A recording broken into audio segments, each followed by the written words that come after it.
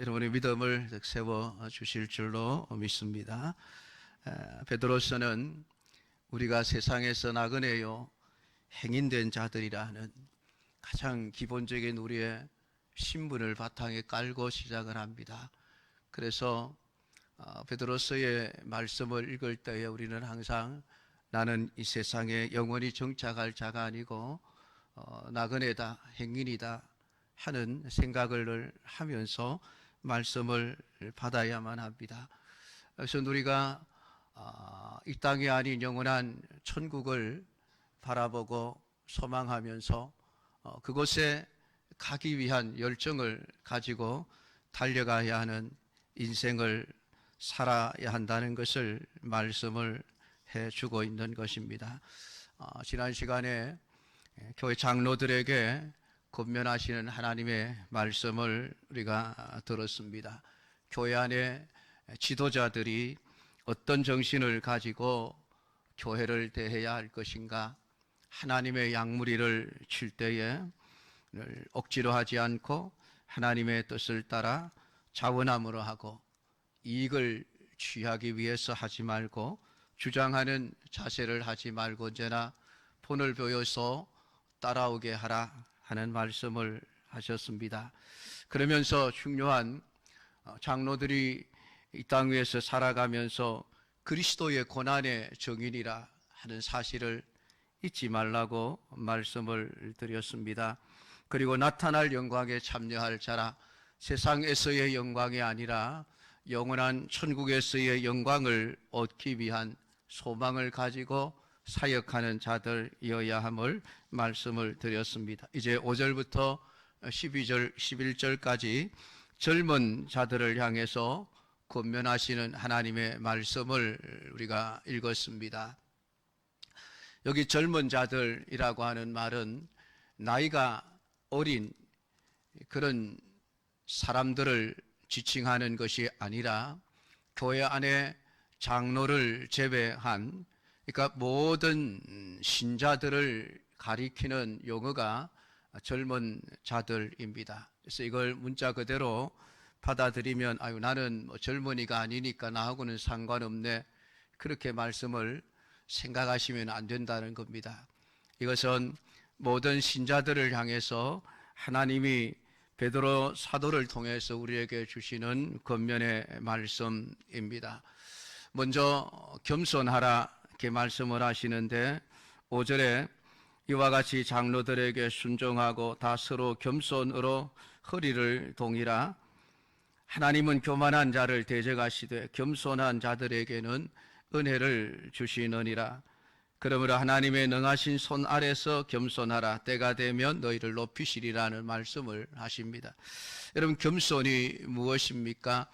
오늘 성도들에게 요구되는 것은 지도자들에게 순복하는 것입니다. 물론 그 앞에 지도자들이 하나님의 뜻을 알고 하나님이 원하시는 지도자가 되어야 한다는 전제는 이미 말씀을 드렸습니다. 그렇게 행할 때에 오늘 모든 성도들에게 지도자들에게 순종하는 것이 겸손이다라고 말씀을 하고 있습니다. 그러니까 무조건 장로는 어르니까 어른 말을 들으라는 의미가 아닙니다.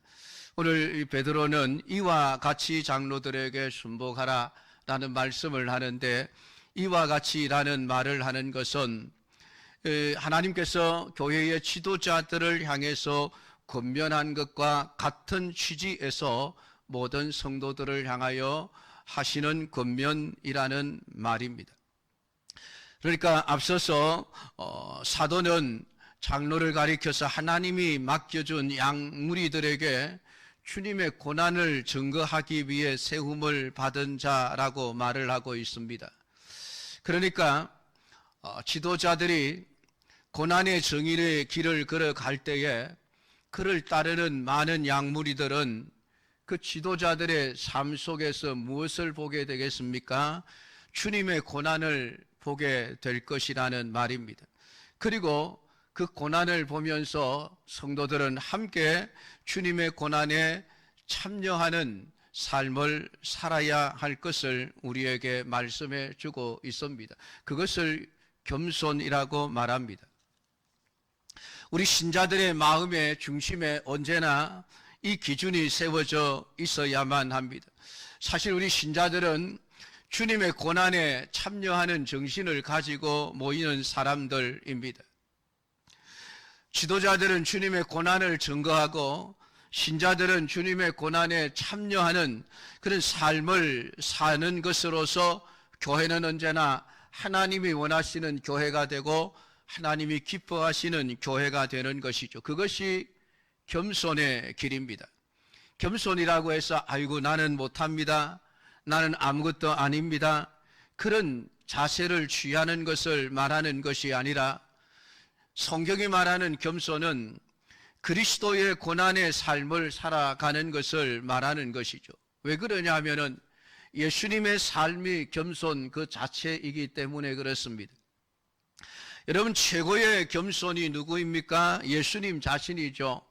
하나님이신 예수님께서 사람이 되어 세상에 내려오신 것을 자기 비하라고 신학적으로 이야기를 하고 있습니다. 자기 스스로를 하늘에서 가장 낮은 땅까지 낮추신 분이 예수님이라고 이야기를 합니다.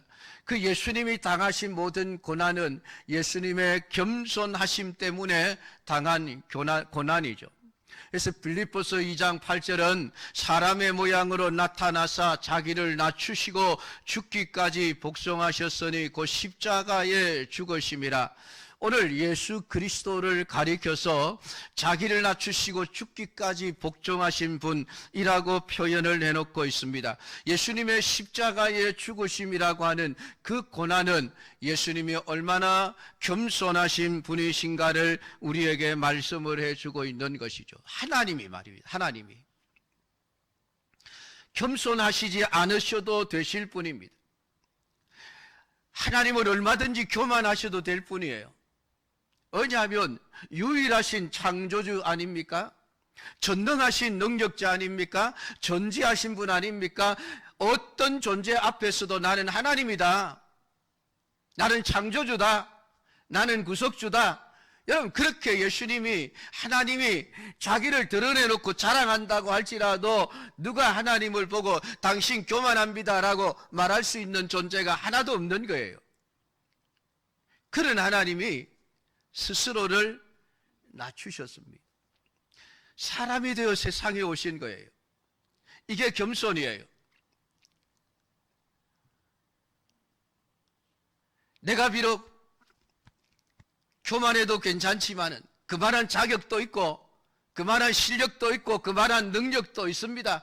자기를 얼마든지 자랑해도 괜찮지만은 그럼에도 불구하고 사명을 위해서 기꺼이 자기 자신을 낮추어 고난의 자리에 들어가신 그 예수 그리스도, 그분의 고난을 우리가 따르는 그 길이 바로 겸손한 길이라는 거예요. 고난은 주님이 걸어가신 길입니다. 이 길을 외면하고 주님을 뒤따를 수는 없는 거예요. 그래서 예수님은 나를 따라오려거든 자기 십자가를 지고 나를 쫓아오너라 라는 말씀을 하셨습니다. 여러분, 십자가가 무엇을 말하는 것입니까? 그냥 삶의 고통을 이야기하는 게 아니에요. 먹고 살기 힘들어서 고통받는 것을 십자가라고 말하는 것이 아니에요. 많은 성도들이 착각을 하고 있습니다. 살다가 조금 어려우면 십자가를 져야지요. 아니에요. 십자가는 나를 위해 지는 게 아니에요. 십자가는 남을 위해서 나를 희생하는 삶이에요. 그게 십자가죠. 그냥 단순히 먹고 살기 힘들어서 고통받는 것을 십자가라고 말하지 않습니다. 그냥 그것은 괴로움이고 힘든 것이고 고통이죠. 십자가는 나를 위한 것이 아니라 남을 위해서 내가 내 자신을 희생할 때에 그게 십자가라고 하는 거예요. 예수님은 그 삶을 사신 거예요. 예수님의 십자가는 바로 그런 삶입니다. 고난 당해야 될 이유가 전혀 없는 분임에도 불구하고 우리를 살리기 위해서 예수님은 기꺼이 고난의 자리로 내려가셨습니다. 그 십자가를 지고 나를 따라오라는 것은 그런 정신을 가지고 살라는 이야기입니다. 여러분, 남을 위해서 살다가 고난을 당해 보신 적이 있으십니까? 나를 위해서 살다가 당하는 고난 말고요. 내가 누군가 남을 위해서 살다가 그것 때문에 고난을 당한 적이 있으십니까? 그게 십자가라는 거예요. 그런 십자가의 삶을 살면서 주님을 쫓아와라. 그것이 주님의 뒤를 따르는 길이다라고 말씀을 하고 있습니다.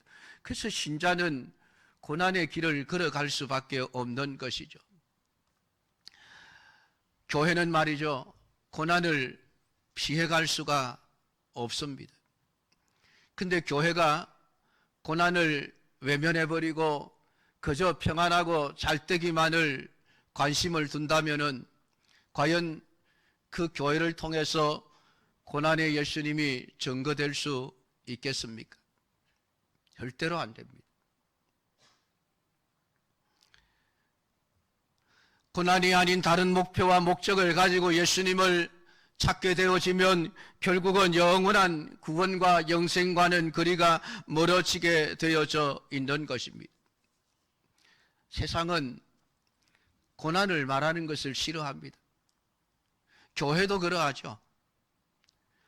목사님 자꾸 힘들고 고난 얘기하지 말고 좀 희망적인 말씀을 해 주십시오. 긍정적인 말을 좀 해 주십시오. 내 귀에 즐거운 말만 좀 해주면 좋겠습니다. 여러분, 세상은 고난을 바라지 않아요. 세상은 평안하고 잘 되는 것만을 원합니다. 그러니까 이 고난은 예수님이 다 짊어지고 가셨으니까 나는 평안하게 예수님 뒤따라가겠습니다. 여러분, 성경이 그렇게 얘기하는 데가 어디 있습니까? 나를 따라오려거든 자기 십자가를 지고 나를 쫓을 것이니라. 아니, 예수님을 따라가려면은 내 등에 십자가가 있어야 되지요. 목걸이 하는 십자가 말고 말이죠. 목에 십자가 걸고 다닌다고 여러분 십자가 지고 있는 삶을 사는 게 아니에요.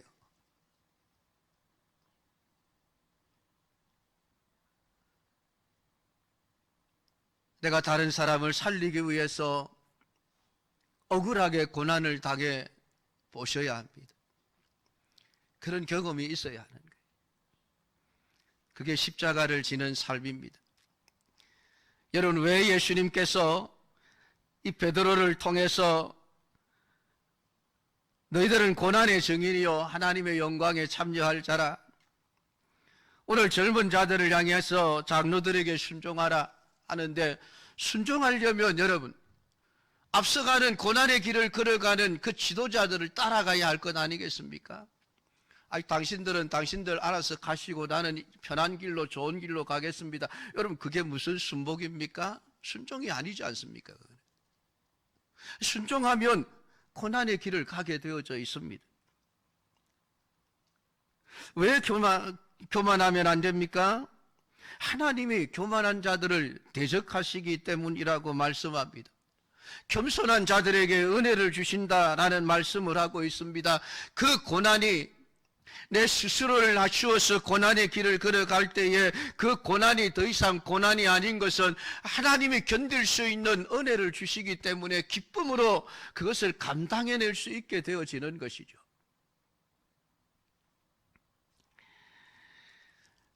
또한 염려를 다 주께 맡기라, 이는 그가 너희를 돌보심이라. 고난의 삶을 살면 필연적으로 따라오는 것이 염려죠. 힘들어서 어떻게 하나? 저렇게 살면 나는 어떻게 사나?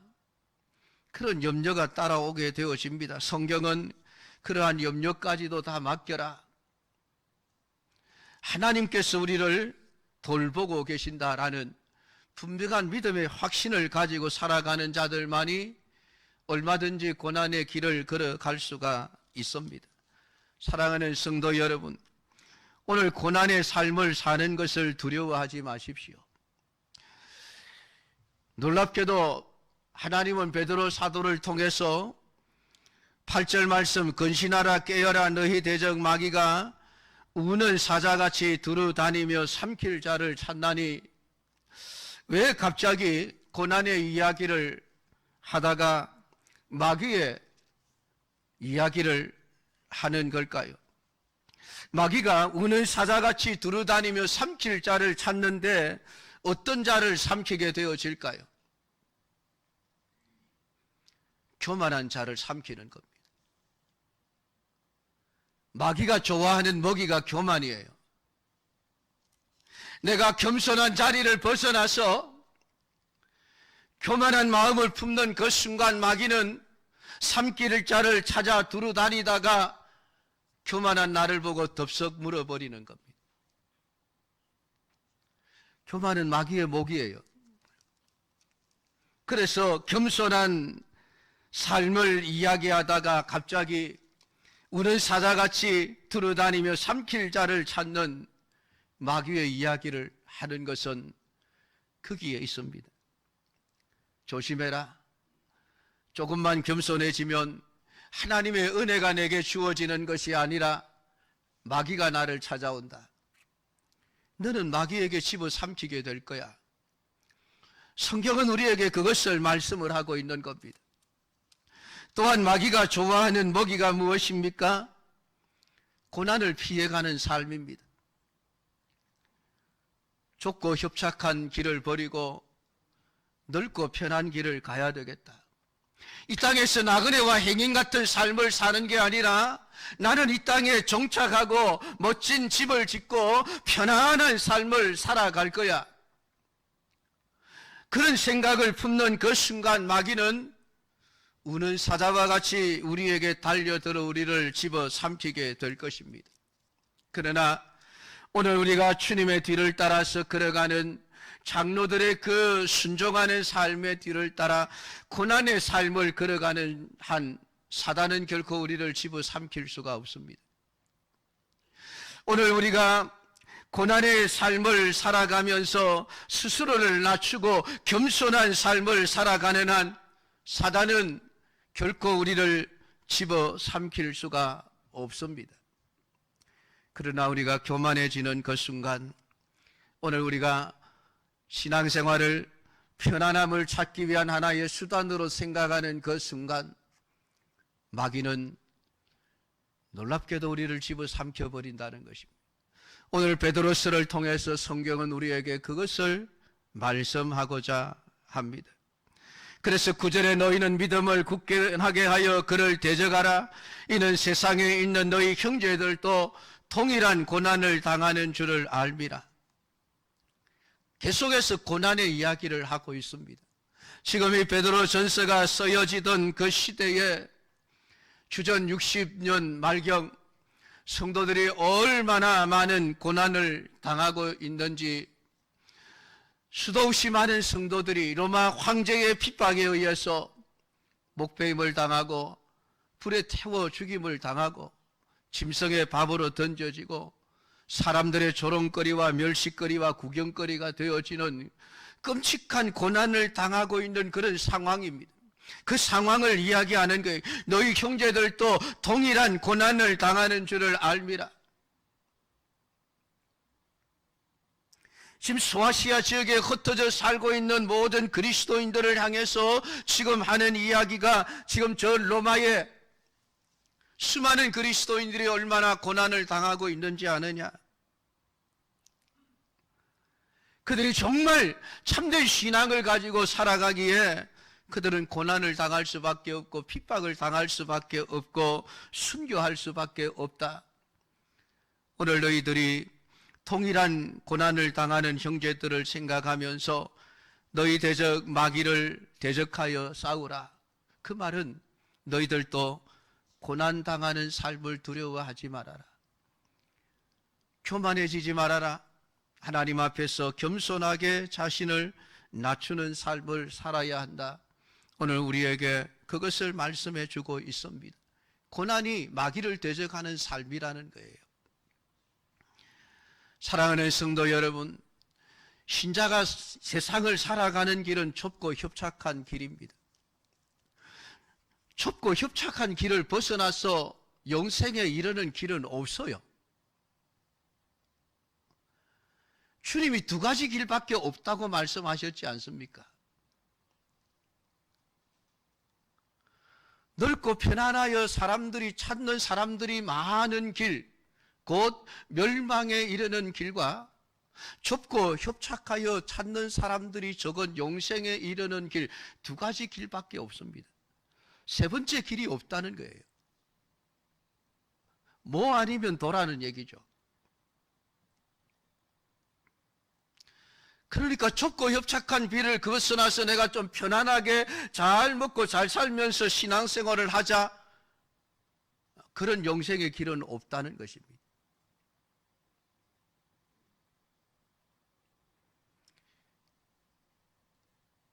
우리가 그 길을 어떻게 걸어갈 수 있습니까, 여러분? 마지막 때에 나타날 하나님이 주실 그 영광을 우리가 생각해야만 현재의 고난의 길을 감당해낼 수 있습니다. 모든 은혜의 하나님과 그리스도 안에서 너희를 부르사 자기의 영원한 영광에 들어가게 하신 이가 잠깐 고난을 당한 너희를 친히 온전하게 하시며 굳건하게 하시며 강하게 하시며 틀을 견고하게 하시리라. 예수님의 고난 당하심의 결과가 무엇입니까? 최고의 영광의 자리에 앉으셨다. 성경은 우리에게 말씀해 주고 있습니다. 현세의 고난이 하나님 나라에서는 영광이 되어진다는 것입니다. 그러면 오늘 우리가 하나님 내 영원한 영광을 바라보면 오늘 현세에서 당하는 신앙생활하는 것 때문에 겪는 모든 고난들을 얼마든지 견뎌낼 수가 있는 겁니다. 하나님이 우리를 온전하게 하시며 굳건하게 하시며 강하게 하시며 틀을 견고하게 하시리라. 하나님께서 고난당하는 자들을 끝까지 붙드셔서 영원한 영광에 들어가게 하실 것이라고 우리에게 약속해 주고 있습니다.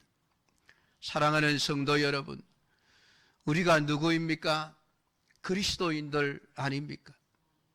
그리스도인들이 어떤 자들입니까? 오늘 베드로서는 나그네와 행인 같은 너희들을 권한다 라고 말씀을 하고 있습니다. 세상은 우리의 영원한 소망이 될 수 없습니다. 이 세상은 영원한 집이 아닙니다. 오늘 우리가 가야 할 곳은 하나님 나라 아닙니까? 그 나라에 도착하기까지 세상에서의 삶은 필연적으로 여러분 고난의 삶일 수밖에 없습니다. 예수님이 그렇게 사셨기 때문에 너희도 똑같은 고난을 당할 것이라 라는 말씀을 해주고 있습니다. 사랑하는 성도 여러분, 13절에 가면 택하심을 함께 받은 바벨론에 있는 교회라 그렇게 표현을 하고 있습니다. 교회를 가리켜 바벨론에 있는 교회라 라는 표현을 하고 있습니다. 이 바벨론은 세상의 상징입니다. 그 당시에 베드로전서가 기록되었던 그 당시에 로마라고 하는 거대한 세력이죠. 그 세력 가운데, 교회를 핍박하는 세력 가운데 놓여진 교회, 베드로는 교회를 그렇게 표현하고 있습니다. 편안하고 아무런 문제가 없고 모든 것이 다 잘 되고 세상으로부터 대접받고 존경받는 그 가운데 놓여진 교회가 아니라는 거예요. 바벨론에 둘러싸여져 있는 교회. 여러분, 이 교회가 얼마나 위태하게 보이겠습니까? 그런데 여러분 보십시오. 교회를 그렇게 핍박하고 힘들게 했던 로마는 망했지만 교회는 안 망했습니다. 로마는 역사 속에서 사라졌습니다. 그러나 여러분, 교회는 점점 더 왕성하게 부흥되어 세계 땅끝까지 복음이 전거되지 않습니까? 그게 여러분 교회의 생명이에요. 교회가 여러분 언제 부흥되어집니까? 고난 속에 들어갈 때 교회는 부흥되어집니다. 이 교회가 희한한 곳이에요, 여러분. 교회가 평안하고 잘 되면은 교회는 여러분 타락하게 되어져 있습니다. 그게 중세시대 교회 아닙니까? 기독교를 국교로 선언하고 예수 믿는 사람이 아니면 취직도 못하고 공직을 받을 수가 없고 그러다 보니까 안 믿으면서도 너도 나도 교회 가겠습니다. 나도 예수 믿습니다. 전부 엉터리 신자들만 잔뜩 생기는 것이지 교회 안에. 숫자는 불어났습니다. 황제까지 예수님을 믿으니까 말이죠. 얼마나 좋았습니까? 근데 그때가 교회가 암흑기였습니다. 타락할 대로 타락해 버렸습니다. 로마의 압제를 받던 250년간 교회는 없어지는 것 같았는데 말씀은 더 왕성하게 전파되어졌고 교회는 더 부흥되어졌습니다. 그러나 교회가 편안할 때 교회는 망해버렸어요. 그 교회가 희한한 곳이에요. 교회는 짓밟히면 밟힐수록 더 일어서는 곳이 교회입니다. 여러분, 그게 성도의 신앙의 모습이에요. 그게 참 신앙의 증거라고 하는 것이죠. 거짓 신앙은 밟으면 사라져버립니다. 참된 신앙은 밟혀도 사라지지 않습니다. 다시 일어서는 거예요. 오늘 성경에 우리에게 고난받는 것을 두려워하지 말아라.